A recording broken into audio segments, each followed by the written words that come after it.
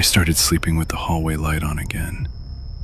Not because I'm scared of the dark, but because the dark started calling me by name.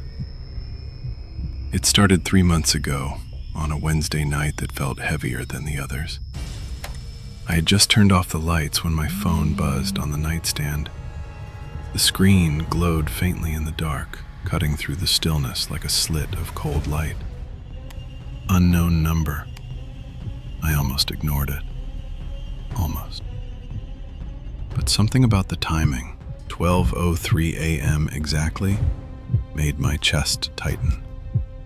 I answered. Nothing. Not silence.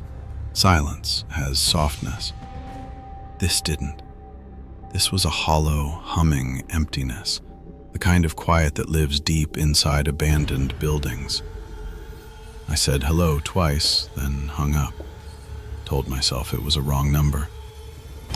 But the next night, at the exact same time, it rang again. Unknown number. 12:03 a.m. The same suffocating quiet.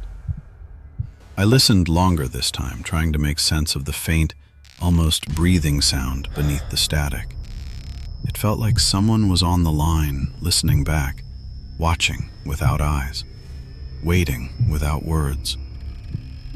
By the 7th night, the calls had become part of my routine. I didn't want them, but I couldn't sleep without wondering when it would ring. It always did. It reminded me of when my father used to call late at night after drinking, waiting for me to answer, even when he wouldn't speak. Maybe that's why I kept picking up. Maybe the silence felt familiar. Sometimes I tried speaking to the quiet. Sometimes I whispered insults at it, hoping to provoke a response.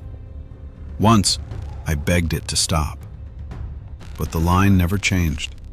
Just that strange presence, heavy, patient, inhumanly calm. The first shift happened on night 12. When I answered, the static was louder, and beneath it, footsteps. Slow. Crunching. As if someone were walking through gravel or broken glass. I froze, phone pressed to my ear, breath barely moving. The footsteps stopped whenever I spoke, then continued when I went quiet. That night, after I hung up, the picture frame on my dresser rattled. Just once. No wind, no passing car. It was the first time the quiet on the phone felt physically close. I didn't sleep at all. The next morning, my neighbor mentioned something odd. She said she'd seen someone standing outside my house around midnight, a tall, thin shape just beyond the streetlight facing my window. She couldn't see a face, just a silhouette that didn't move.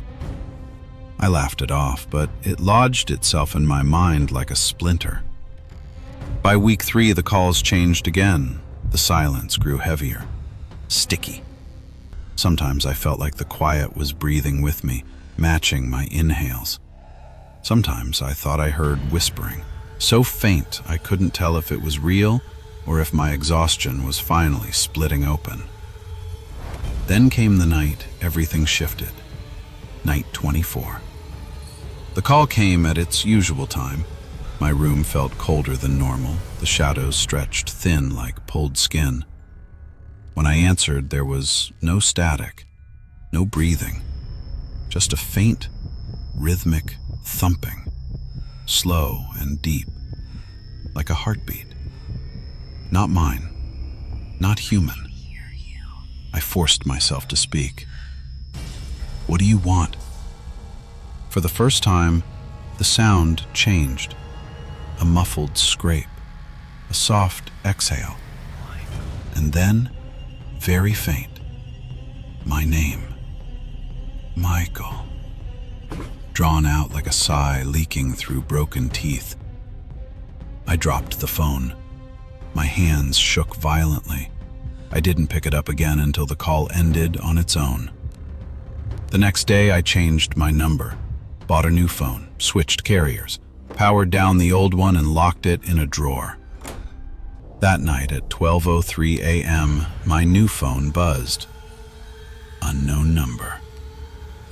I didn't answer. I won't answer again. But every night, without fail, it rings. Always at the same time, always waiting. And the worst part isn't the call itself.